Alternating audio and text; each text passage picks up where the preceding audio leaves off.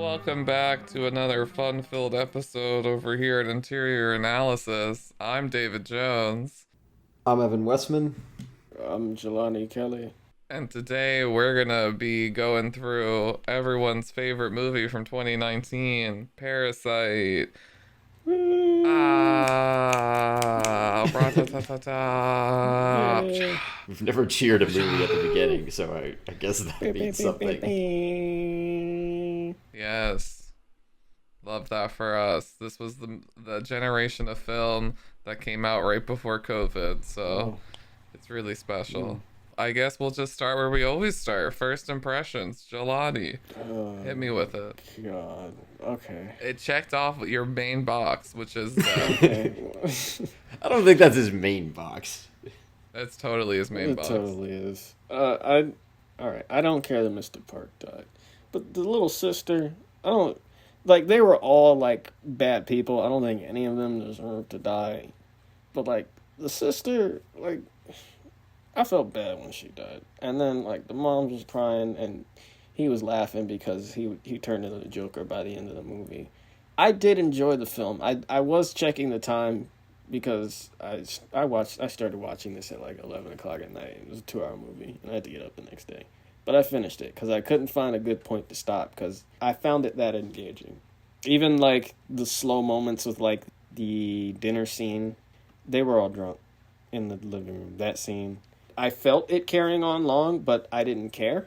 My God, the shots in this movie, astounding. Every shot felt so meticulously purposeful, especially when my favorites were whenever they were moving place to place because it looked like art, really, like paintings.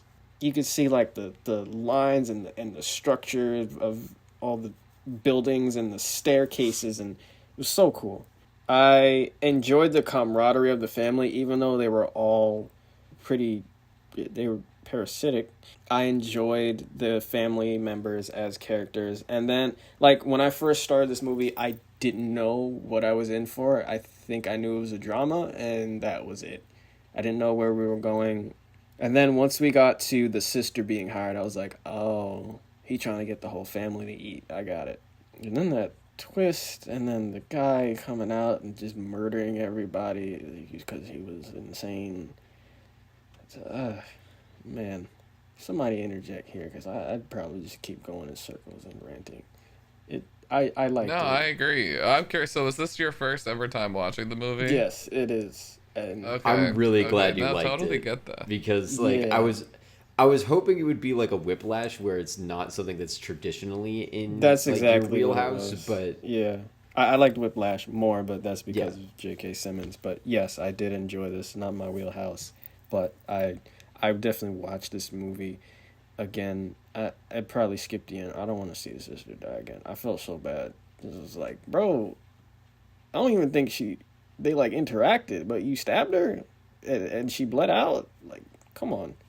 The first time I saw it, I was equally overwhelmed because honestly, I had saw 1917 in theaters earlier that year, and I was so sold. Like I was like, yeah, I would have bet money 1917 was winning Best Picture. I was like, oh yeah, nothing competes, nothing. It is 1917, and then everyone started talking about Parasite, Parasite, Parasite, and then it killed at the Oscars, and then I watched it, and I understood why it got the reaction it got. And the first time you see it, it is so overwhelming because it is so meticulous and so much is going on. Yep. And Evan has something in his notes, and we'll get to it later in the episode. But I agree, this movie has that perfect balance of art and entertainment, like all the best movies Yeah. do, and it works really well. But what did you think, Evan? What were your first, or I guess not first impressions, because this isn't your first time seeing it, but your impressions going around this time watching it? yeah. Well, I'll start with how I first saw it. I did see it in theaters. I was living in LA at the time for my internship, and the theater near me re-released all of the Best Picture nominees for that year. That was the only year I've actually seen every Best Picture nominee, and I did happen to get to all of them before the awards came out, so I had seen all 9 of them. I was working at my internship when the Oscars were going, and everyone there when Parasite got announced was like pumped. because, and I wasn't like, I don't think it would have been my absolute top. I think that year I guessed in whatever like bet I had going for the Oscars. I think 1917 was the one that I bet on, but I was excited for it. It might be my favorite of those nominations. Knives Out is my favorite movie of 2019, but I think Parasite is a close second. But yeah, there was a lot of hype around it. I remember before I saw it because it was pretty late in the hype that I saw it. But I think I'm not quite as into it as a lot of people. I checked Letterboxd, and all the people I follow on Letterboxd have a higher rating of it than me. I gave it 4 out of 5 stars. Everyone else is either 4.5 or 5. So I guess that says something about me. But I still like I don't have anything bad to say about it. I just wonder if maybe I'm not quite on the right wavelength with it or something. But yeah, definitely really appreciate it and all of that. We'll get into more of it. I'm probably, throughout this episode, going, because I didn't write down my initial reactions, I'm probably just going to interject random thoughts here and there as I remember what else happened in this film. Please do. It was a whole lot. Like, what caught me off guard in the beginning was the age difference, or it seemed like a big age difference. Like, one was going to university, but he was gonna ask out a high school senior.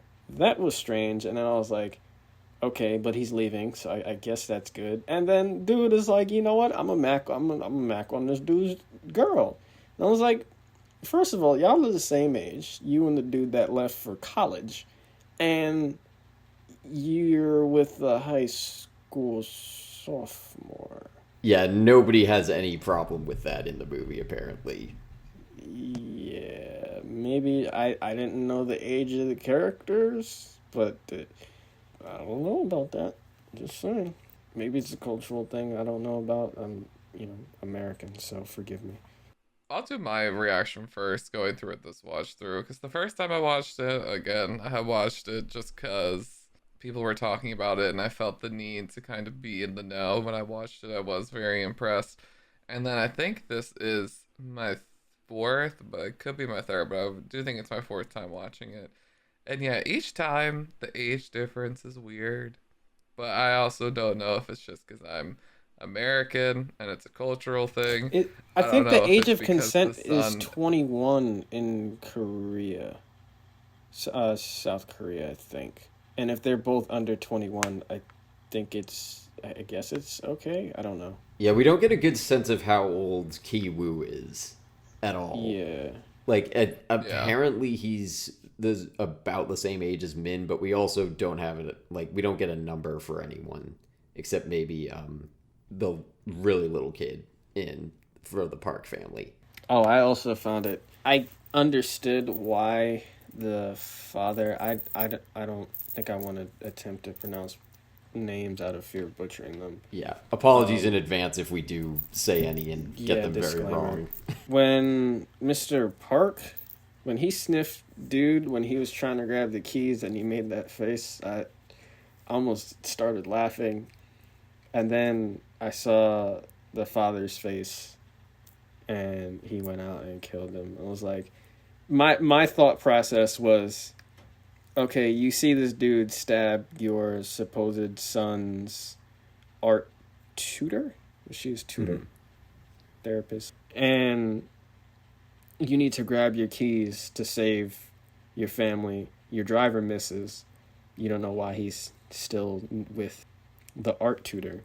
It's like, yo, you need to leave. What are you doing? Drop me and my family out of here. Dude throws the keys, drops next to dude's body. He rolls over it. Crazy guy. He picks up the keys, and his immediate thought is not, okay, now I got the keys, now I can get my family out of here safely. It's, oh my God, this guy smells bad. And he dies for it. I think that's also, for, like, as part of the theme. But no, I 100%, but also, like, the thought process, the boldness of that. Like, it's a chaotic scene. You need to get your family out of there, and you get your way of escape, and you just stop and think, man, this guy stinks. And he pauses for it. He, like, holds his nose. damn right the father killed him. Like, what? Who does that? Apparently rich people. But, that's part of the theme, too. Class. Yeah, I'm glad you said you were almost laughing because upon this rewatch is one, and it might be because after the second or third time I watched it, I started to watch some video essays and read just some posts and articles about it, and a lot of people were really praising the humor in the film, Mm-hmm. and that wasn't something I really noticed until like the third and especially this rewatch. Like if I take the context out and just like especially like the scenes with the former housekeeper, like when she comes when it's raining and she has to open the secret slot, like I could so see that exact same shot, the framing, the scene, everything, the actions, the two characters, and give it to Lucy and like their best friend neighbor, and that could be like a hijinks for an episode. Like there is so much comedy in it, but they just frame it and they put the context so it has more of that thriller tone, and I really enjoy that. But yeah, this time I really saw the comedy. And someone, I forget what article it was, someone said how the comedy and the humor allows for the like more heavy theme, and I guess just the more heavy-handed way that the theme is explored to not ever come across as heavy-handed Yep. or like didactic, Yep. because the comedy is there and it alleviates it. Yep. And I feel like that's really true, because if it was like completely humorless, you would be so over it in like 15 minutes. Like you get it, like you'd be like, okay, we got it. Yep. But that's not the case. But I think your statement about the theme of class is a great transition into that topic. So that's probably the most talked about and discussed aspect of this film since its release. But why not belabor it some more? So what do you guys think? That class theme, how did it hit? It definitely got me. Like, this movie, I think this is always a good sign of a great movie for me personally. But if you keep me thinking after, like, I was thinking about it when I went to bed, because I went to bed right after, it was 1 a.m. And then, like, even walking to and from work today, I was like, dang. But the ending, and then I just played back all the stuff that happened in the movie, and it was great. With the class thing, I think it was well done because it showed both sides, I think, fairly, except the smell thing. That was like, y'all are just being dicks. I think they did a good job making both families like morally gray. You could see both sides to both families. The protagonist family of the film, like, scamming these rich people, but also the gullible mom. The dad really didn't give a shit about his family like that. Well, he seemed to care about his son, at least. But yeah, them being taken advantage of, you kind of felt bad for them, but also they hate the smell that these poor people have. So that they're also kind of dicks in a way. I think it was more subtle throughout most of the film, and then it reached that point where I think it's Kiwoo was asking the daughter if he looked like he belonged, and I was like, there wasn't much of this throughout the film. It was a little more. It was more played in like the shots or some of the dialogue, or like them talking about the smell and the certain smell, that smell crosses the line and all of that. And they just outwardly said it. Maybe it was because the climax was coming, but I don't know if I cared for that moment there. But for the most part, I think it was well done. What did you guys think it was trying to say about class? I think that's kind of in the eye of the beholder, because I have my own takes, but I listened to a couple of podcasts and watched several videos this week, or like the past couple days after rewatching it, and all of them pointed out some different symbol or different like take on class that it looks into. And I didn't agree with every one of them, but I think for the most part, like all of them felt equally valid to me. So I think he's doing a good job of like putting a lot of meaning into a lot of different areas so you can see all different stuff. And I'm sure there's cultural things there too. Like I kind of look at it mostly the things I focused on most, because there's a lot that I had to have explained to me by the other things that I like didn't see the symbolism in. The ones that I do see more of is like class solidarity among the lower class characters. Like the fact that they are kind of given an opportunity to work together and like have their interests aligned, but they turn on each other. Like that, I think is effective commentary. And social mobility, like the idea that you can rise in class and how difficult that is. That was where I saw the smell motif coming up the most, is like as hard as they're trying, like, and I was thinking about it as like it's kind of an interesting thing to use because especially, you know, smell doesn't translate in movies, at least not yet, and I really hope that stays that way because I don't need to smell my movies. But Old Radish. yeah, we'll partner with Yankee Candle and make a gimmick out of it or something. It's an interesting thing to use because a lot of times I think when we look at somebody like and determine their class, one thing that is often an indicator is how they dress or like how they look, how they do their hair, that kind of thing. So that's visual. And sometimes it's like an accent, the way that they talk. So that's obviously audio. I feel like those are also things you can change. Like another movie that we've talked about that deals with class is Kingsman. Like that doesn't deal nearly as much with class, but it does deal with it a bit. And Eggsy in that movie talks about like getting dressed up and talking different as like the indicators of what his class standing are. But smell is kind of a different thing where it's harder to get rid of and it's harder to be self-aware about it because like most people don't really know what they smell like because they're smelling themselves all the time. Mm-hmm. So it's like harder to wash off yourself. Obviously there's things you can do, but like when Mr. Park says that smell crosses the line, to me that reads as the Kims, and no matter what they do, like they are presenting in every other way as like kind of being members of this upper class, even if they are just being servants to them. But that's kind of like no matter how hard they try, they can't really erase that from their identity. And that's going like just because they're lower class, that inherently is like making it harder for them. Like there are obstacles in their way to becoming part of the upper class. One thing I was thinking of is that you'd have a hard time making this kind of movie set in America because there's a number of other factors that I think tie into class, namely race in America. I don't know what race relations are like in Korea, but at least if whatever like tensions exist are not highlighted in this movie. So it's kind of able to just focus in on class. I feel like if you made this in America, you wouldn't be able to isolate class from probably a number of other factors that are just kind of inherent to American society. I like the commentary on like social mobility, or at least like that's one where I can kind of see what it's doing. But there's a lot of other areas that other people have talked about that I'm not saying they're not there at all. I just wasn't really aware of it as I was watching.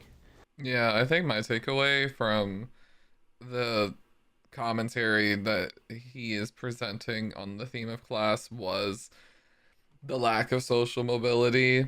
It seems like it's pointed out in a lot of different videos, and I guess I agree with it. It's that ending, that kind of surrealistic filmmaking that is the last like 5 to 10 minutes when the son goes and buys the house. I hated it. Lives the American dream. I And it's hated like this it. whole lie. Like it's literally just a lie. And I enjoy that because it's showing, okay, like yeah, like he's going to now work his entire life for something he'll never be able to attain. But that was kind of always his destiny to begin with. God.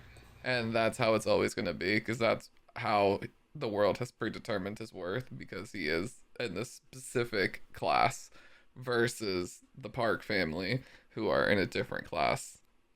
And I enjoyed that, but it is kind of a more pessimistic outlook, but I also think the film as a whole has a more pessimistic point of view, so I don't think it's that much of a leap for me to walk away with that kind of feeling. I do think the theme though is really explored well through the contrast of the families, and I agree with a lot of what you both were saying. And there's actually an article that I think highlights exactly what you both were saying, and it just pretty much says Bong Joon-ho throws away the subtlety he had been utilizing throughout the first two acts. The scene opens with the Kim and Park family directly comparing their experience with the Mrs. Park saying how horrible the rain was for ruining their trip, but then the next day being grateful for it as it cleared the smog in the city, while the Kim family lost all of their personal belongings to the storm and had to sleep in a shelter. The comparisons continue until finally the film reaches its climax after the poor Kim daughter is murdered by the housekeeper's husband in an act of revenge. The wealthy Park son begins to have a seizure. Mr. Park, seeing that his son needs to leave the scene, flips over the limp body of poor Mr. Kim's daughter and grabs the car keys, but not before making a face of disgust, as Jelani pointed out, of the smell of the poor. In an interview with The Guardian, Bong Joon-ho says these are the moments where the basic respect you have for another human being is being shattered. Smell really reflects your life. It shows if you're struggling, what kind of work you do. Even when you sense the smell of someone else, you don't talk about it in the open because it can be rude. And I think that's like exactly why it works. Because like even I know, like I feel like everyone has the moment. Like I remember I went to a family member's house once, and I will not name names because it's rude. But goddamn, it smelled. But you don't say it.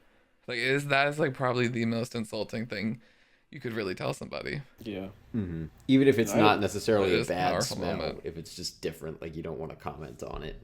And I think it sucks more. I'm gonna just say personally, in my case, because I'm allergic to like scents.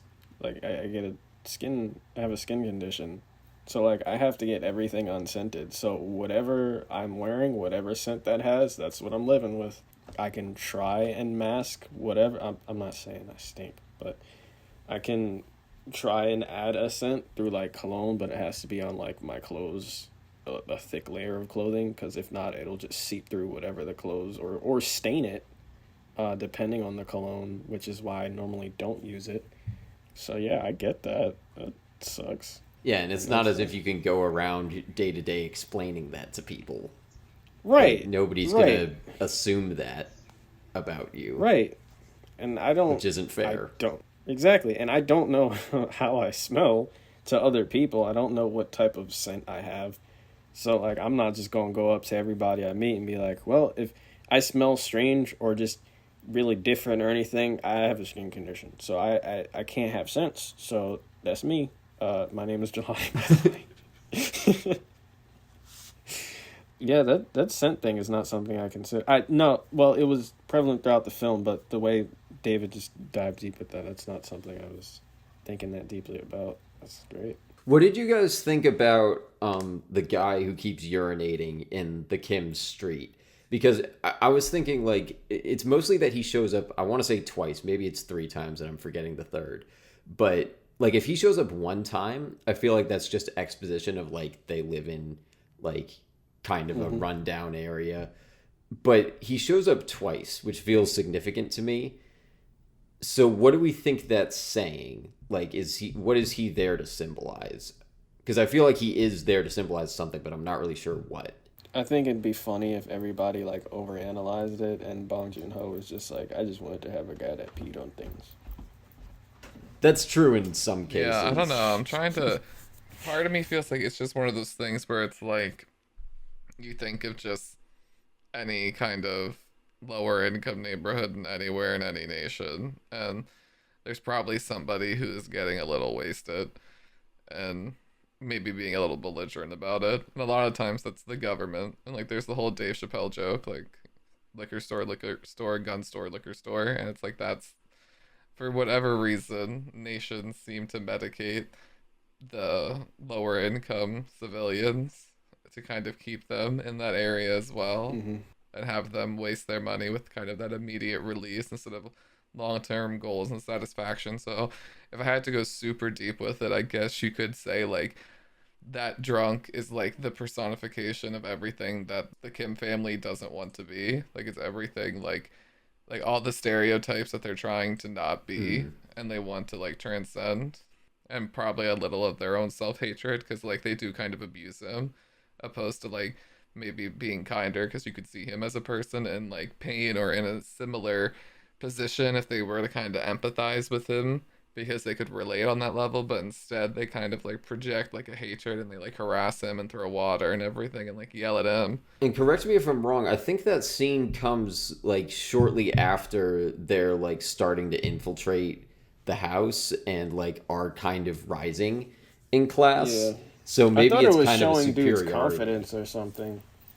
Yeah, or that. I think it's probably doing both. I think it is showing like increased confidence, but it's also maybe showing like kind of a haughtiness and like looking down on him. Yeah, like they feel like they're getting out, so like they're better than him. How much were they getting paid? Because I expected them to move by the halfway point. Like, all four of them were getting paid handsomely, I getting think. that money. Yeah, there's not really an they did. indication of it.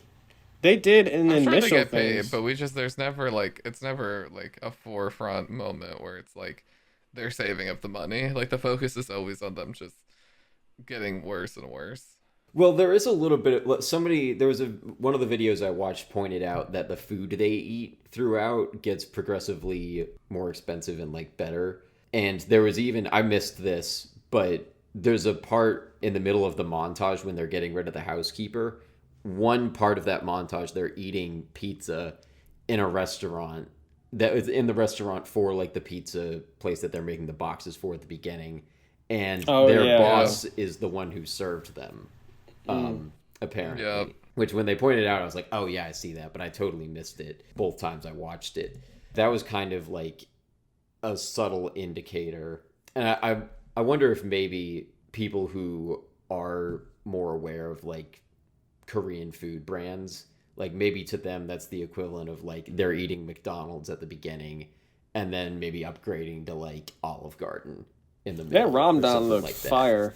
When they had 8 minutes and she made the food for the son that didn't eat it, it was just, I think they called it ramen later. So is it just Korean ramen? Well, apparently that's Probably. like a hybrid thing of like ramen and udon. I heard that talked about in It some other looked things. fire. I don't care what it. Apparently it's actually hungry, like so. that's also symbolic though. I think they said the thing I watched said it was like I think that food it's almost like their mac and cheese, like Kraft mac and cheese. Really? In a way, yeah, because there's something the mom well, it's a combination. That was what it was. I think the noodles are like their They were equivalent from of a Kraft package. mac and cheese, and the they son were really from, likes like, a them, which package. checks out. You know, he's 9. 9-year-olds love bad food. Like, And then they they're put easy steak to in please. Right, and the video was saying like the steak is kind of like upper class sitting on lower class was the symbolism they were unpacking with it. Like the expensive steak on the like cheap noodles. Whenever people like analyze movies like this, Does it get back to the Get Out? I was just thinking about Jordan Peele saying, like, people are saying the separation of colors when she was eating the cereal separate from the milk, separation of colors and whites, and he was like, no, I just wanted to make her look crazy. He's like, I just thought, what would a crazy bitch do? They would separate the milk. They would eat the dry cereal and drink the milk. And people went crazy. Yeah, I love that. People really will read so deep into a movie if the movie gets like the okay from the general public. They're like, okay, this is good enough.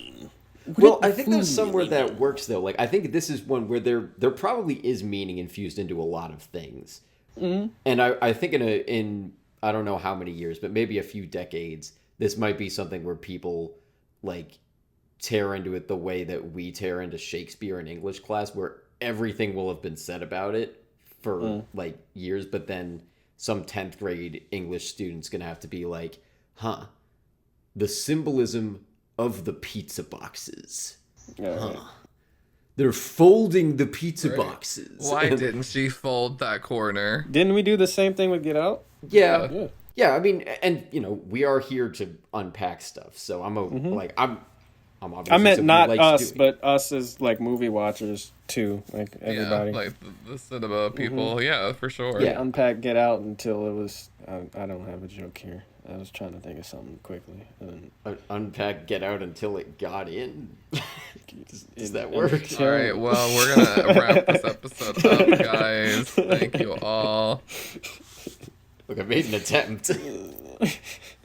That's why I didn't make an attempt, Evan, because I couldn't come up with anything good. All right. Well, in any case, I think there probably are a lot of things in here that are intentional, but I would totally believe it if there are some things that people are like, oh my god, the symbolism, and Bong Joon-ho is like, oh yeah, totally intentional, guys. You know it. That's like, at that point, you just take it. Like, you take all the credit. Yeah. You take, if someone's, you're like, yep, that. All that, intentional. You saw it. You understand. Well, but even if he doesn't do it intentionally, like something I've kind of come to look at, like especially through film analysis, like other analysts have done a good job of looking at like some of the unconscious worldview that directors present in their work. There's a good series on Zack Snyder with that, and I think some of it, I don't know if I believe all of what they unpack with it, but it kind of made me see like, even if he's not doing this intentionally, maybe it's just kind of a way that he sees the world and isn't aware of. So there might, I could believe that, like extrapolating that out into Parasite, I could believe if there are some things that Bong Joon-ho put in to this movie that he didn't intend to be symbolic, but he kind of like did it unconsciously and like created a symbol without really meaning to. I think that's possible in a lot of areas. Maybe it's true here. Shout out to when dude popped his head above the staircase and was just staring at the child. Mm-hmm. That was by far, I think, one of the creepiest but funniest shots I've ever seen. You just slowly see his eyes rise above the stairs. That was... Because you knew who they were talking about, but I didn't think he looked that insane.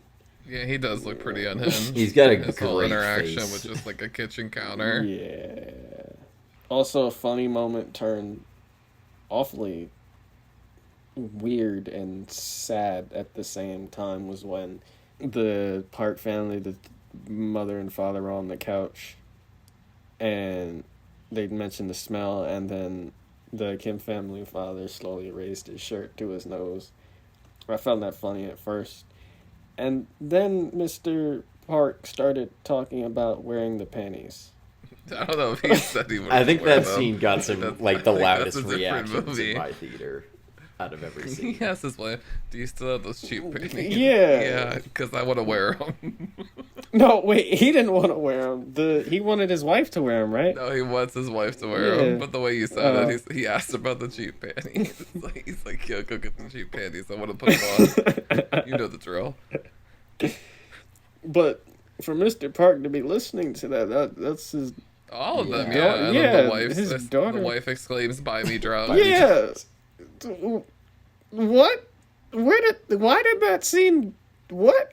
I mean, there's definitely symbolism in it. Like one of the things Yeah, I listened to was like of the course. fact that it's like a low, like they're fantasizing about being poor, and like that's a turn on for them, which is kind of like yeah. added commentary. I was also thinking Yeah. about what if that scene was like, I don't know what situation this would happen in, but like I was wondering like what if you reversed that scene and put the Parks under like the Kim's coffee table? Like, what would the consequences, like, are the stakes significantly different there? Because if the Parks get caught, and partly that's because, like, they broke into their house, they reveal that they are a family and not just four separate people. But I was wondering if that's maybe, like, a way to expand on the class commentary is, like, if the rich family was accidentally under the poor family's coffee table while the parents are getting it on the couch. I don't think the Parks would stay for that. I think they'd reveal themselves before anything happened. And then, like, make an excuse like, you can't sue me for this because I'll have so many lawyers. Right, I feel like awkwardness is the, like, worst consequence of that. Like, that feels like a Yeah. sitcom moment. Yeah. Whereas this is like, oh god, the stakes are so high in that scene if they get found out. Yeah. Well, yeah, my last note for the class thing, this was kind of pointed out by some other people that I listened to, but I was noticing the different family dynamics, too, where the Kims are, like, they seem pretty close with each other, and the Parks aren't, like, they don't seem like they have any, like, hatred with each other, but they are kind of distant. And just before we started I kind of was thinking, I'm not sure if we ever have a shot that all four of the parks are in The together. car. Was the car one? I feel like the car was one. The Okay, car is maybe. back. All right, I stand corrected then. Yeah. Also, rewatching it, I was like, I am positive Mr. Park cheats on his wife. There's no textual evidence, but I know it's true. I feel, I agree with you yeah, but like when? all the time. He probably Yeah. goes on business trips, or in quotes, business trips. Yeah, kinda- he definitely He struck me as loves that a girl type. with a cheat panty. Okay. Well, it's kind of a classic thing, I guess really just in stories, but like the fake business trip thing is kind of a classic rich dude cheating on his wife trope. I feel like Mrs. Park would be so oblivious to him Yeah. cheating though, which is why that's probably why it wasn't mentioned because she's so. Gullible. Yeah, I read an article about it on the Criterion about just like kind of the scene we were just talking about, that weird kind of buy me drug sex scene. And there was a kind of conversation because moments before that whole scene happens and the Kims have to go underneath the furniture, Mrs. Kim makes a remark at the expense of the husband, and like he grabs her shirt and threatens to like hit her, and then like the whole family like bursts out laughing, and then like immediately after that they go into the weird sex scene. And this article was saying how it like kind of expresses the jarring like difference between the two families, but also the similarities between the wives, because at least for Mrs. Park, she's like lives in fear of her position with her husband, and she constantly has to have him like reassure her, and he has to kind of reassure himself that he's in love with somebody that he doesn't actually love, and like he's pretending that she's somebody else, and he's pretending, or she's pretending he's somebody else. So it's a whole mess. Yeah, well, she also, I think, one of the times that somebody gets fired, I can't remember which one, but I think she explicitly is like, we can't tell Mr. Park about this. That was the. I think it's the housekeeper. They only had 2 employees. I want to say it's the I housekeeper. think it was the housekeeper. I think it would have to I think be it was the because second one. he discovers the driver. Yeah. Yeah. So, yeah, I think it would be the housekeeper. They do a good job. Like, it doesn't really come to anything in terms of, like, that doesn't really pay off. But I feel like because it doesn't pay off, that must be some kind of, like, there still has to be some kind of relevance there or intention. I felt like as goofy as the scene leading up to the turning point was, I felt bad for the housekeeper because I was like, yo, those marks on her face and she's out here crying in the rain, and okay, she cut the camera, but I guess that was necessary. Cool. And I felt empathy all the way up until the point where she said, "Don't call me sis, bitch," and I was like, "All right, well." That's what I would do. That's why you gotta just punch her in the throat. You know she's not on your side. I was like, okay, well, all that empathy is gone, and now they're gonna hold them hostage. Oh, they're making them. The minute she starts opening secret passageways that you didn't know about, it's just you gotta call it off. You gotta call in your son, your husband, your daughter. Start pulling her She's down. giving him. Was it breast milk she was giving him? I don't know how much longer he had. I felt no empathy or any sort of, only probably hatred towards the husband though. I didn't care for him. Was he necessary? Let me ask that. I think yes, because I didn't really notice this either time I watched it, but again, in the breakdowns I watched, they point out that he is there because, like, he's in the situation he's in because he's hiding from debt collectors. So he, like, can't go out to the outside world. Might he also represent how the parks might view poor people? Like the extreme? Yeah, I Just could an see idea. that as well. I think it also represents their like just their ignorance and their like naivety. They don't know their own house. Mm-hmm. Yeah, which is like their whole journey with the whole movie with the Kims. Well, it's also like I think kind of tying into both of those points. Like, there is kind of a horror from their perspective of like, oh God, we've been sharing our house this whole time with somebody who's not even like dangerous. Toward like the guy has no intention of hurting any of the parks. But what I think, sticking with the theme, what I think we're supposed to imagine they would find appalling is like His smell. Yeah, the smell of this guy. He's like the lowest of low class, and we've been sharing a house with him. That I think is supposed to be the commentary, that like how appalled they would probably be at finding that out. Even though he's obviously not there to hurt them. He's sending messages to Mr. Park saying how much he appreciates him. Making his head bleed because of it. Yeah. Is there anything else on Class? I mean, yes, but not that I have. There's probably a lot more on Class that... Yeah, I'm sure there's a ton that we didn't talk about. Well, if we don't have anything else, I guess Class is dismissed. That's pretty good. Sorry. That was Continue pretty good. leading. That was better than Get In. Yeah, you win the pun award for the day. Definitely over me. We'll see if David can top that, but... All right. I took over for a second, David, just for that joke. You can get it. No, it was worth it. Definitely was worth it. But the next major theme we can hop into is planning. And this I didn't really notice until the second rewatch, just because, like, the first time I watch anything, I really don't try to go into it focusing too much on, like, analyzing it. I just want to let whatever it is kind of be. And the second time I try to go into it with a more analytical brain, especially dialogue-wise, because I love dialogue. And there is so much of use of the word plan. They love to say plan. Mm-hmm.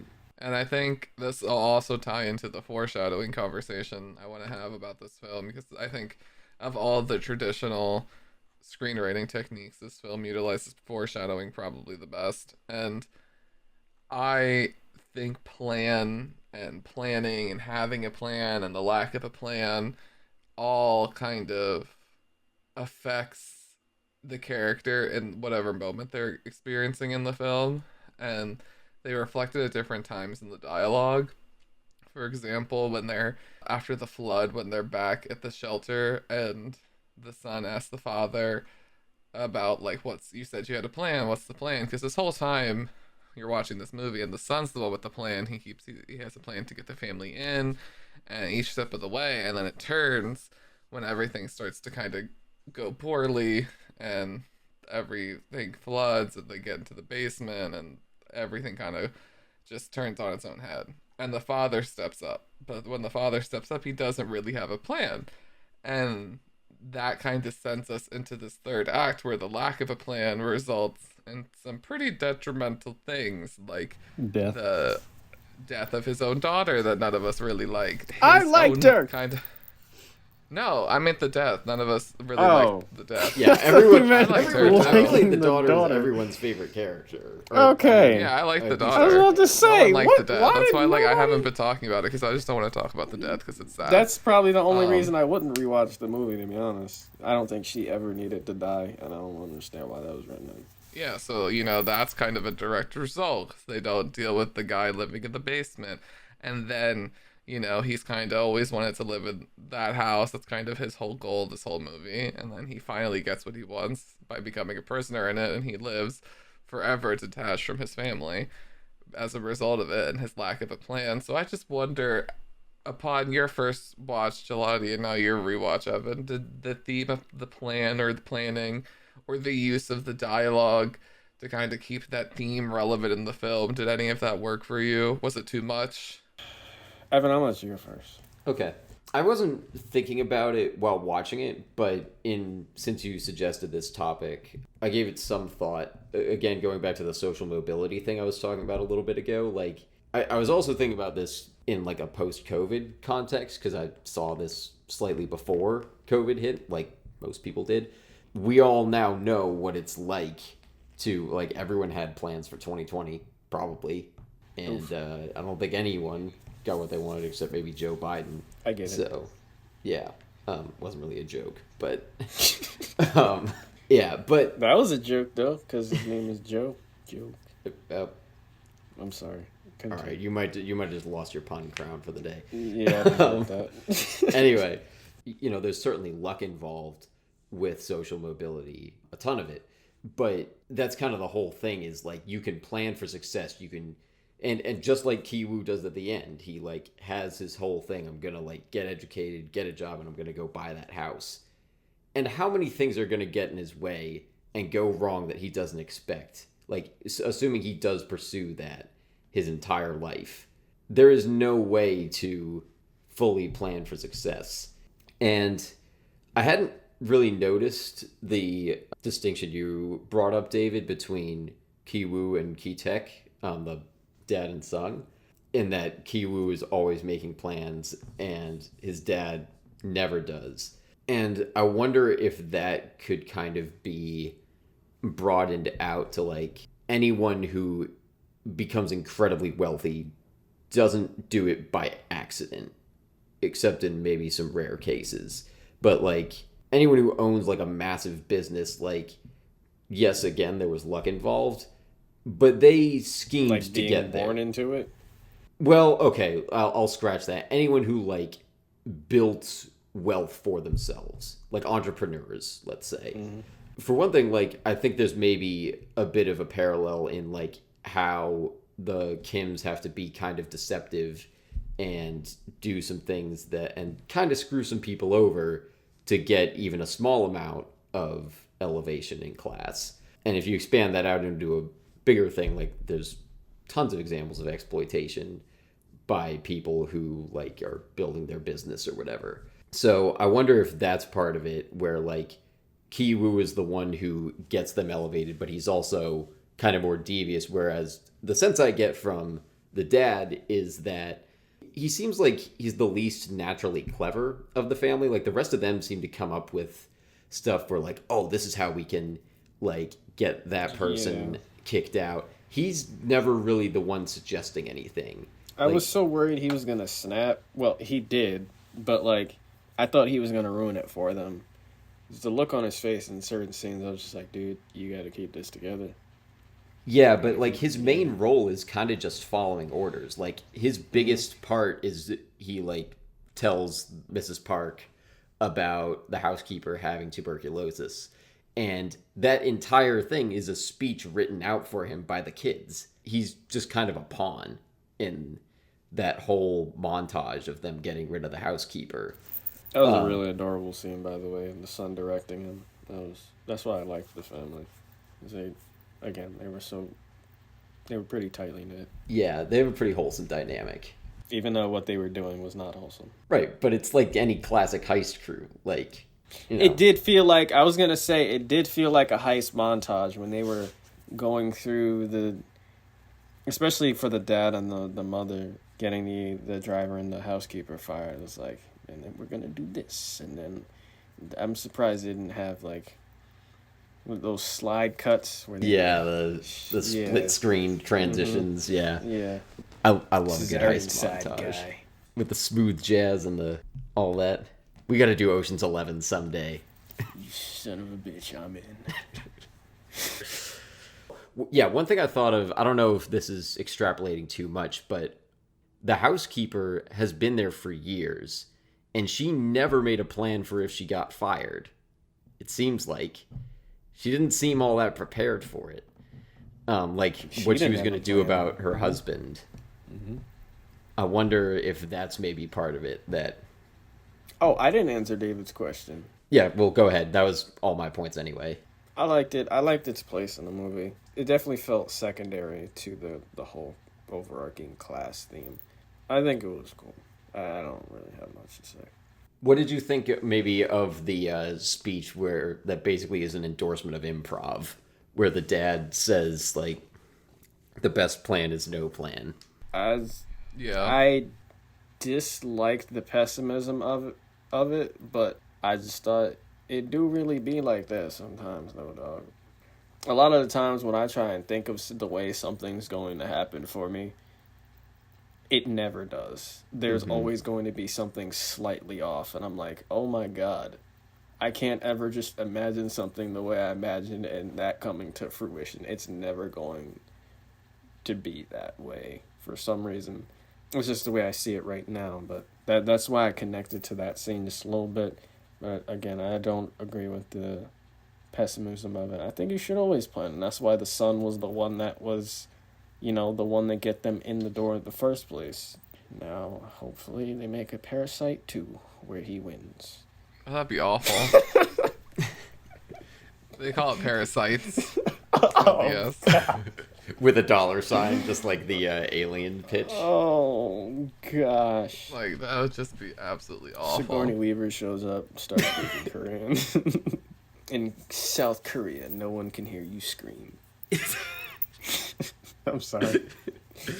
One thing I wanted to bring up, I don't know if either of you know this, but the only other Bong Joon-ho movie I have seen is Snowpiercer, which also deals a lot. He did that? He did.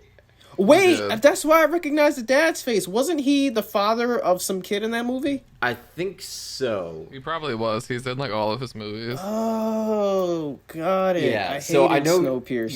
Yeah, I know you've mentioned that, so I wanted to. That was another bring class that up. movie. Not to get us like way off track. Yeah. Well, one of the videos I watched was about how Bong Joon-ho's entire filmography is kind of dealing with class and looking at it in very different ways. And Snowpiercer is like, if for those who haven't seen it, like massive, like really obvious class allegory. Way less subtle. Yeah. The back of the train is where the poor people go. Suckers. Yeah, that's basically the premise of the movie. And Chris Evans is in it. Yeah. That's it. Yeah, we should do Snowpiercer at some point because I think it would be. I don't love it, but I think it would be interesting to talk about. I just wanted to bring it up because it's also dealing with class very blatantly and same filmmaker. As blatant as it was, that's what attracted me to Snowpiercer in the first place. Like, oh, this movie's about class. I was younger, too, when I first saw it. They're on a train. It's the end of the world. They need this train. Class separation. They're trying to get to the front of the train. Dope. I'm on board. And then it was just bad.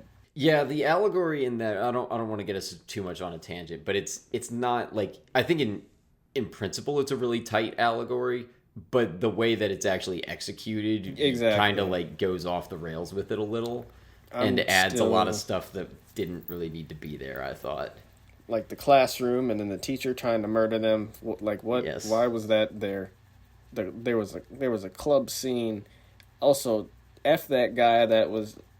I'm trying to keep it PG-13. F that guy that was the guy in the gray suit that was like a hitman and he didn't speak. All he did was make grunting noises and it took forever to. He killed like at least 3 people from the main cast. I was like, yo, if somebody doesn't just put a bullet in this guy.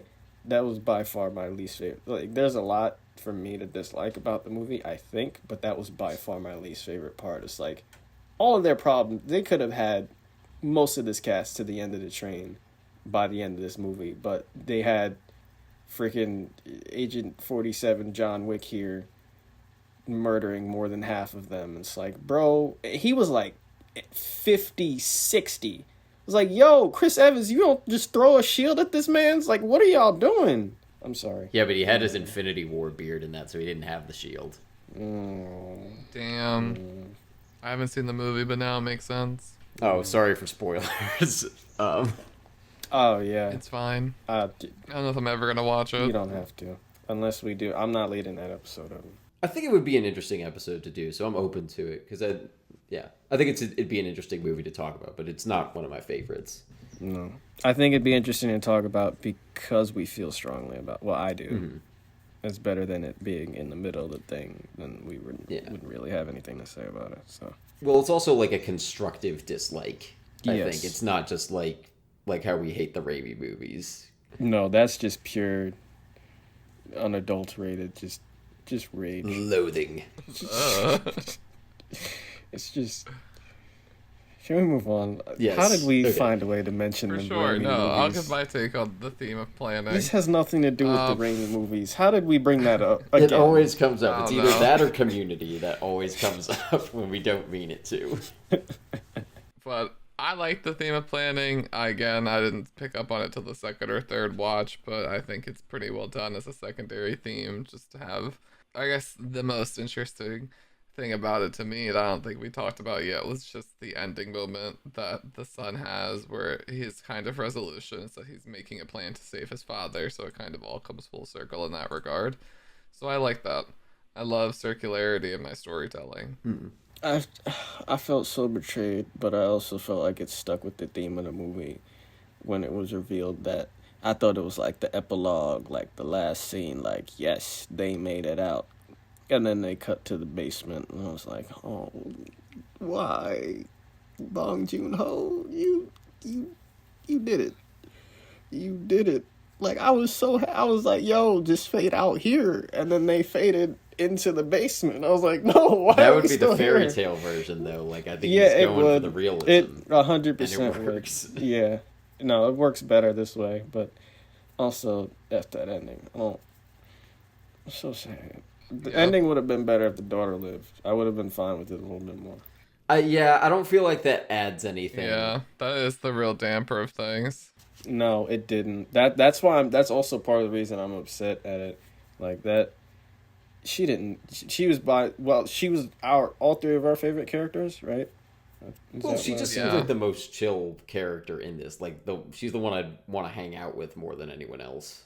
So all three of our favorite characters, and like they were. It definitely who said Evan. It didn't add anything. Like you didn't need to kill her off. I would And like there to was hear no- a counterpoint if somebody does think it adds something. Right, though. please. I could see it happening. I just have no idea what it would add. I don't know the reasoning behind that. She wasn't worse, like by far the worst family member or anything like that. She doing what her brother was doing. She actually helped him because she forged the documents, and they were just like, I don't care about documents. Yeah, that wasn't necessary. And I'm normally one for like meaningless deaths sometimes if there's a good enough shock value or impact to it, but it was like, nah, not here.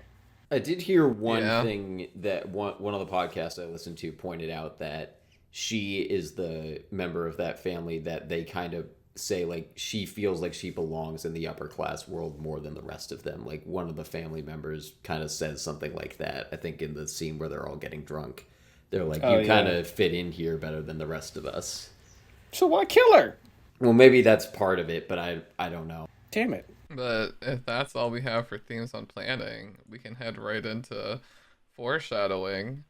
So, speaking of circularity, this movie pops off with circularity when it comes to foreshadowing.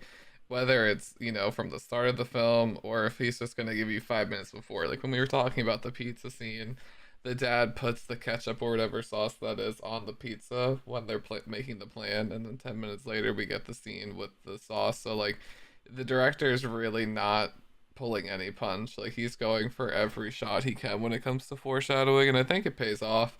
I have a few things written down and I'm just going to shoot out, and then I want to hear what you guys think. But like the lights, the hidden room in the house, the mention of the boy's seizure, the open window, the sculpture item used to kill at the end with Chekhov's gun, those were the ones that stuck out to me the most. But what did you guys think of that? Were you guys like, oh, this is too much foreshadowing, or did you like it? Because I personally like it. I liked it. It feels like everything in this, besides the daughter's death, it felt like everything in this movie was very purposefully done. So I'm fine with that. I like foreshadowing anyway because it just means you know where your story's going. You know how this ends, and if you're paying enough attention, I like little hints like that along the way. Like that gives movies like rewatch value. Like, oh, they did this earlier in the movie. That makes way more sense as to why this happened down the line. I'm here for the foreshadowing. I don't find it's one of the elements in this or any other movie that I find most interesting, but I'm here for it. One thing I did pick up this time around was I think the Mrs. Park says that the housekeeper eats enough for like 2 people, and I missed that the first time, but I was like, of course she's taking food down to her husband. I didn't pick up on that. They were like, she's great in every way, but she does kind of eat a lot, doesn't she? So that was one bit of foreshadowing that I picked up on this time. Now, what about the back shadowing? Did we like that? Back shadow. I'm sorry. That was another bad joke. Yeah, I think the lighting in this movie was great. I think that a lot of backs had a lot of shadows, and I think they looked pretty good. I do like the visuals. I don't know how much of a joke. No, I love. Gorgeous. Yeah, I love. That was. I don't want to say that was my favorite. It's definitely one of my favorite parts of the movie. Like, it was really, really cool to look at, and I normally never pay attention to cinematography, but I feel like Bong Joon-ho was definitely just like, nah, you need to see this, fam, and I did. that I liked it. Yeah, that's why I think it's hard to not look for the symbols and the symbolism in this film when he's going so hard at making each frame so beautiful. Even like you said, even if it's not always intentional, like just the result, it's just like, okay, wow, Yeah. look at that, the framing, the depth, all of it, gorgeous. Yeah. The lighting. The lighting, the colors. Like even when they were returning in the rain back to their place when it started flooding, like I was like, this is really sad because it's like raining, but it also looks really beautiful. Like these orange lights are really clean. It also feels really natural though, like because I was thinking it reminded me a bit of David Fincher, where like he's his newer stuff like Social Network, House of Cards, he has some influence on. Like those show kind of like rich people houses a lot, but he does this like really dark color palette, which I like, but I kind of got that sense when we were in the Parks house, but it feels very natural. It doesn't feel like there's any color correction or anything there. And then same with the Kim's house, like it kind of reminded me of like how dirty the houses in a lot of locations in Fight Club are, but not with that. Like it kind of felt like it was doing David Fincher, but not doing like his intense color styling. It was like the organic David Fincher thing. Ozark is another. I hate the coloring in that show, and I think that's the point. It's very gross and dingy looking, and I don't want to be there. And they do a really good job at making you never want to go to Missouri. Damn. Well, if you're listening from Missouri, you better just stop. I went on vacation in the Ozarks one time. I remember it being nice. I don't know if that's actually where it's set, but Oh, I have no idea, but the show just... I'm gonna stay away from the state. No offense to anybody from Missouri. I don't know if you guys even want me down there. Probably not after I just insulted your state. But like, blame Ozark. Blame Jason Bateman. Yeah, at the end of the day. always blame Jason Bateman, I guess. I didn't say don't that. know. Like, is your gas $4? Blame Jason Bateman. I wasn't saying that. Oh, that's what you're saying. Okay. Is your subway late? Bet Jason Bateman's got something to do with that, too. Yeah. Every time Amtrak hasn't been on time, it's because of Jason Bateman. Somebody give you the wrong cheese in your sandwich? Jason Bateman. You need to make sure this cheese is wrong. Make sure the cheese is wrong. I'm That's a sorry. pretty good impression. His thanks.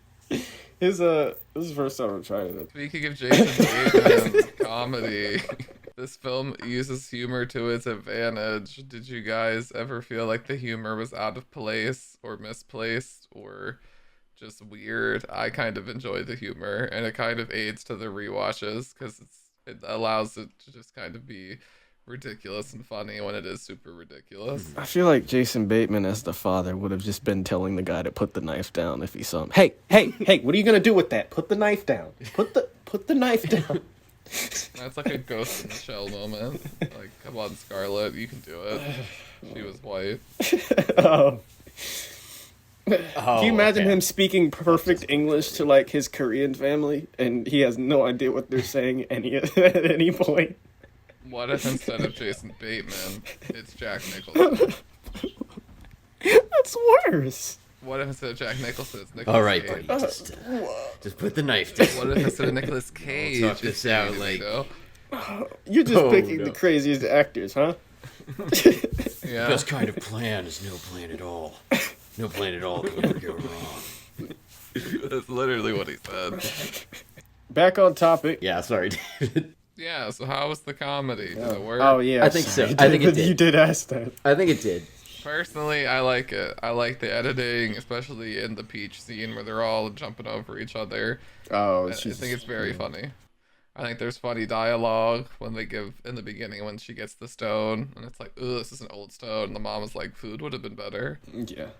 I think there's a lot of comedy. Or when they're standing around the pizza girl asking for a job, like begging for a job, and then the mom, you just see her on the left side of the screen with her mouth hanging open, just staring blankly at her. I'm like, what are you doing here? She wasn't saying anything.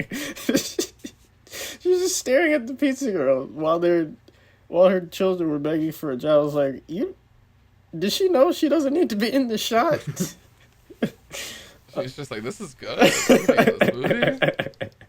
I think the funniest moment for me is when Ki Jung the daughter is interviewing for the art therapist job, and she's like just kind of like winging it through the son's drawing, and she's like, see that down there? Schizophrenia zone. And the mom's like, oh, schizophrenia. Oh, no.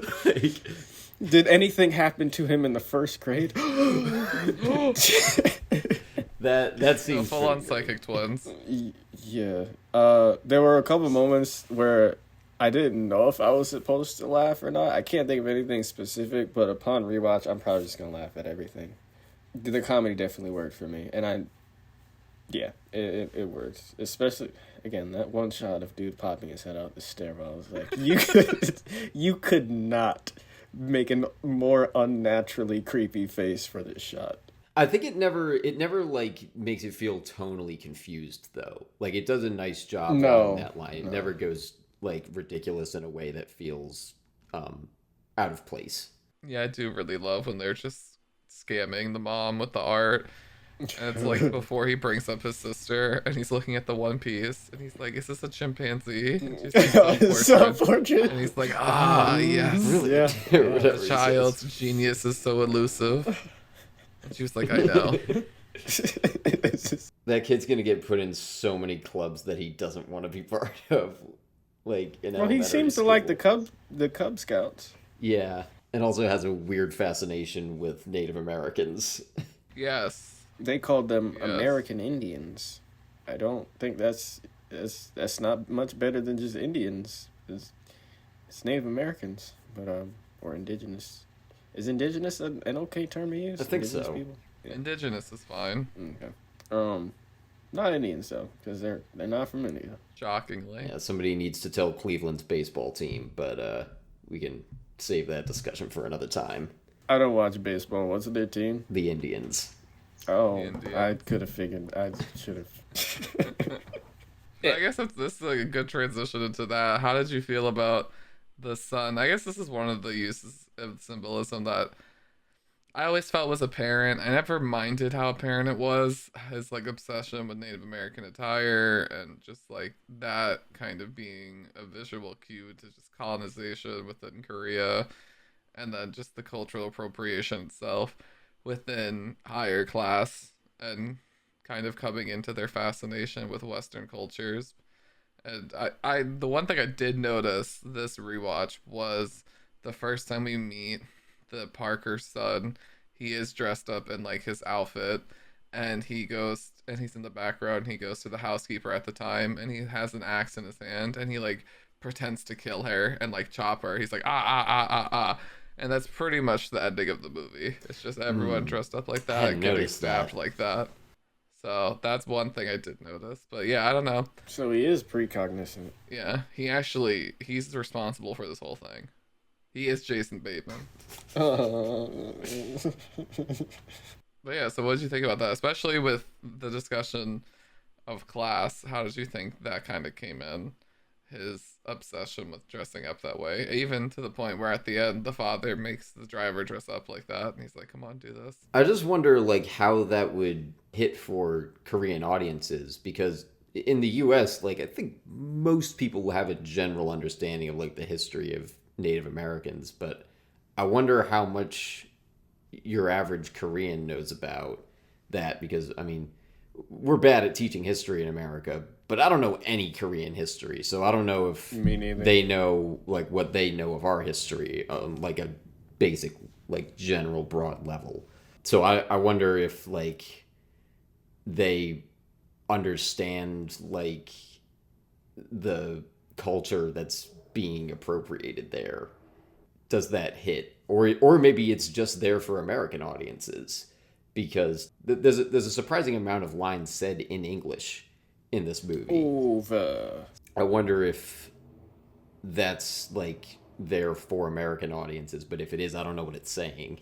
I don't know. I read into it as his fascination with it, because the American dream is something that I think is displayed in this film, and I don't know if it's just because I've watched footage afterwards and seen the director and everybody talk about it and how he wanted to portray like the American dream as a lie and as this kind of falsehood that people are told to kind of keep them going on their 9 to 5 and fueling the machine. And I felt like the son, like the two sons were supposed to be in contrast of that. Like the young son at the parks, like loved the most like American thing, like, which I don't know, I'm not Korean, but like if I was to think like I'm not an American and I was to look at like the Western culture and like what is the most American thing ever, it's like Native American, and he just kind of wears the most stereotypical things and does the most stereotypical actions that he's probably seen portrayed of these stereotypes of Native Americans through media or whatever. And that was one way of portraying the American dream, because he doesn't really have to work for anything, because he's kind of been blessed by being born into the higher society, the higher class, while the Kim son has to kind of do the rat race and has to have the plan and has to go after the American dream that way, in the sense that he's going to get his family all the way up. But like both are a lie. I'm here for that reading, because I mean the way I would probably start to look at it is like, is it making a commentary on genocide or colonization? But I don't see that. I don't see any commentary like that happening. So I'm pretty here for your reading there, David. Ditto. I don't have anything to add to that. But he couldn't get the name. He called them Indians. He didn't get the name right. He was so obsessed with that, but he still called them by the wrong name. I mean, it's also Which a is totally translation. intentional. It might be a translation issue there too. So You said it was intentional? I think so. Because I think it's supposed to show the ignorance of like the upper class and just the Park family in general and like what they're about. Like people and all of this, like it's just toys to them. Like whether you're the kid and you can run around and play dress up, or you're the adult who can also run around and play dress up, i.e. putting on the driver's trashy panties. Like Yeah, I was going them, to say... people and everything is expendable. I was going to say the mom is pretty dumb enough for the whole family, to be honest. Yeah, like I think they're written to be that kind of like ignorant, rude, rich kind of people that just go around and they just say things that are just like they don't even know that are bad. Yeah, they're not necessarily malicious with it. Unless it's the smell thing. right. Well, there's also like when the Kims talk about the parks, they do comment on they're nice but kind of dumb. And like they're not hateful toward the parks, at least in the one conversation when they're all drinking. But there is that, line that's been talked about a lot. She's nice because she's rich, which is, pretty on the nose, but still pretty relevant, I think. And even when the one friend comes in the beginning to give the son the job, he's like, he talks about the family and he's like, she's playing, and they're simple. And it's like everyone in this film, and I think it's one of my favorite things about the film, no one's written really in a favorable angle. They all, not malicious, but they're all looking out for themselves. That's what I was saying. Yeah, Jelani was saying, like, morally gray. I think that was a good term to use. Yeah, exactly. And that's why I'm good. We can just get into it now, but like my last question was, who is the parasite / parentheses S parentheses parasites? Because I think everyone they display at least different points in the film has a parasitic point of view in the way that they're approaching their relations with each other. Yep, that makes perfect sense. Everybody's the parasite, especially Jason Bateman. Dun dun dun. Especially, what a parasite, that Jason Bateman. I think there's, you can see it from all the angles, I think, because you could say that the poor characters are parasites of the rich because they're kind of like, I think of it as like, it's always a parasite host relationship where like, I thought that was much more clear. Terms, it's like the parasite feeds off of the host and relies on it to live, but doesn't give anything back, and sometimes is like actively hurting the host. So I don't know if there's any relationship that in like that scientific sense can be called parasitic in this, because the Kims are like, they're duping the parks, but they are providing a service. And like, It's more symbiotic. yeah. So you're saying it should have been called symbiotes. I mean, it might have been more accurate, but I don't think we would be talking about the title the way we are if it was called that. Yeah, people probably just think it's Venom or something. Yeah, probably. They lie their way in, but they all do their jobs perfectly fine, it seems. So they're providing a service and getting paid. That's just a standard job. But the way they got in was getting that's rid of. very blasé. They're fully lying. They like fully set this woman's like allergies. There's a whole plan. Yeah. They like borderline, not like blackmail, but they just like set her up completely, like with the squirting of the blood. The way they went, it's very calculated. It's extreme and it's calculated, but who hasn't lied in some way to get a job? Pretty much everyone's done that. I mean, sure, but I don't think everyone has had like a long form scheme that they've infiltrated a really like high up family and got their whole family to work at different like areas for that family through like aggressive means, such as like finding someone's allergies and exploiting them, or manipulating an image in the trash to make it be one thing that it's not, or taking off their underwear and like blackmailing a previous driver, or like just like it's just so much further. And like I think that angle is like they're the parasite, and then there's also the angle of the former housekeeper and her husband who are fully living off their nutrients without them knowing, and that's the direct parasite kind of definition. But the housekeeper does say there that she does not take, like, for the husband, her husband, she doesn't take more than she earns for him.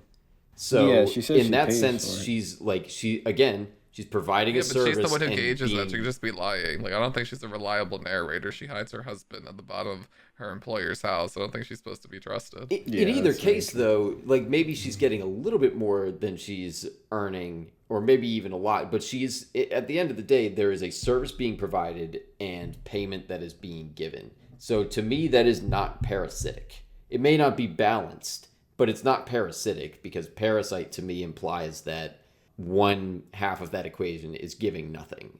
It's like somebody asking to stay on your couch for a couple of days and then staying for like months without paying rent or anything. Yes, that would be a parasitic relationship to me. I thought this was going to be a liar revealed story, and then I was thinking like, this got an Oscar. No, I think they're all kind of parasitic. I think the one who's the most like impressionistic and like symbolic in that way is definitely the rich and how they interact with everybody, because they interact with people at their expense. But the housekeeper and just fully robbing the family to feed her husband who lives underneath them without them knowing, like I feel like that's like pretty direct. And then the other one with the main family, I feel like is pretty not direct, but is a pretty obvious like thematic way of looking at a parasite and how they're just kind of like a virus, breaching it and spreading. I still wouldn't call the housekeeper like fully parasitic, but I see where you're coming from. What are we gonna call this movie? I think it's a good title. Carnage. I just don't know if any of them fully qualify as a parasite in my view. If people disagree, that's okay. I see both points. What I was kind of looking for when I saw this topic was like, do the rich profit off of the poor in that way? This is kind of my own politics coming into it a little. I think that happens in real life a lot with like, oh yeah, some rich people like companies, exploiting the work of a lot of poor people and profiting off of their labor. I don't see that at work in this movie, though. I think it is if it were there, like that's, me projecting my own politics onto it, but I think that would be like part of class commentary it could go into, but I don't think it actually does textually, at least not. I mean, it's not mentioned, but it could be implied because the father owns a really well-known company, popular, famous, whatever, successful company. McDonald's. Okay, I didn't. It said AB. He owns McDonald's. I don't think it was McDonald's, David. Taco Bell. I don't think it was food. Hallmark. Oh God, I think it's a fair assumption. It's just not really textually supported, but I wouldn't be surprised if it was true. It's just they don't really dive into that. It's briefly glossed over. You own a. It was when Mr. Kim was talking to him in the car about you're stressed. You're a father. You're alone. You run a company. It's like, CEO. He makes fun of. Not makes fun of. He makes a lot of money off of his poor employees. I didn't think that in the moment. I'm thinking that now though. It's not McDonald's, David. Burger King. Okay, god damn it. Anything else with that? No, that's everything for me. I'm straight. So yeah, my last topic was just. It's not really a topic. I just really appreciate that this has struck a great balance between being accessible and artsy. Not the only movie to do it, but I think in like the public eye, it's a good recent example of it won Best Picture. It got the awards. It's number 1 on Letterboxd, and I think it's number 35 on IMDb. So those are both really high rankings. So obviously it hits with audiences and critics, and is like, we've barely unpacked. I mean, we spent a long time unpacking it and unpacked a lot, but like we said, there's a lot that we missed. So clearly there's depth to this, but it's also really entertaining. And, you can dig into symbols all day if you want, but I don't think you have to enjoy this. And that, I think, is the mark of like a really great movie. Like all of my favorites, I feel like check those boxes, like Amelie, Inception, V for Vendetta, Social Network, even Tenet. Well, Tenet's not super accessible because it's really hard to follow. I hope that's the case when I eventually watch all those movies again, Evan. Well, again, for Inception, I haven't seen any of those others you listed.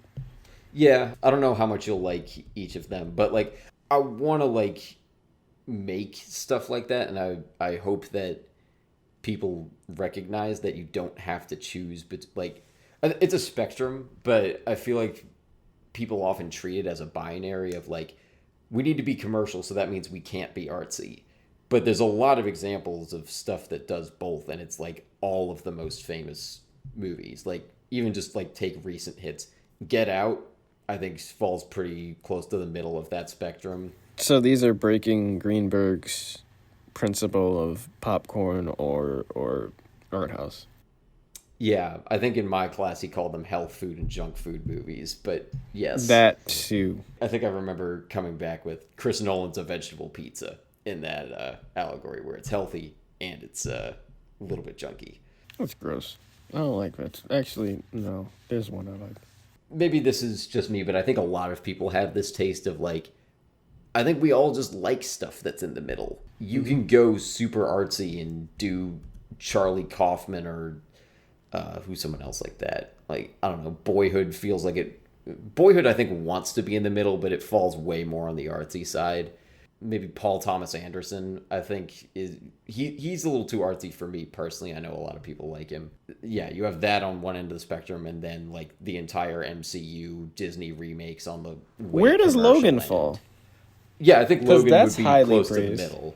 Okay, I was gonna say. Yeah, Logan Spider-Verse, I think, is another one that's like probably a little more on the commercial side, but definitely pretty close to the middle of that spectrum. Like all the most well-liked movies of any time, I think most of them fall into that category. Like the ones that stick around anyway. They're not the super art house ones that no one can understand, and they're not the ones that make $1 billion. Sometimes.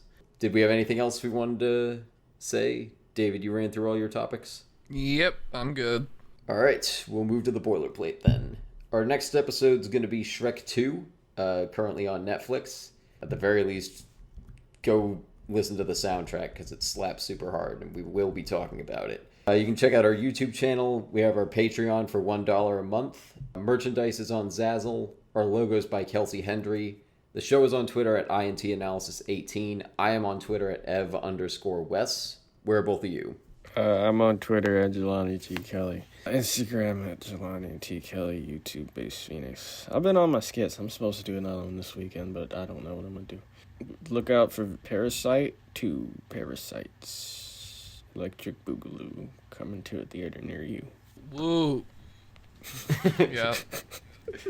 End it there. David, can we find you in the basement under the Parks house? You can. I love that you knew I was gonna go there. I wasn't gonna go directly there, but I was gonna say I'm in the basement of some really rich person's house. We should try to find that for all the movies, since you don't do your social handles. You're always going to be at somewhere in the movie we cover. Yeah, I'm definitely in that basement. I'm definitely in that crawl space. I'm waiting for my time. I want to find somewhere really fun for Shrek 2 for you to be. Off the top of my head, it's the onion carriage, but you'll never know. I was gonna say far, far away. You can find me really far, far away. In that potion room. Did that room have a name? Probably just the potion room. I think that's exactly what Shrek called it. I mean, Probably. Shrek doesn't need to call it anything else. He's like tearing down the genre, so it makes sense. Does anyone have a closing pun? Don't make a plan, because the best plan is no plan. So buy me drugs.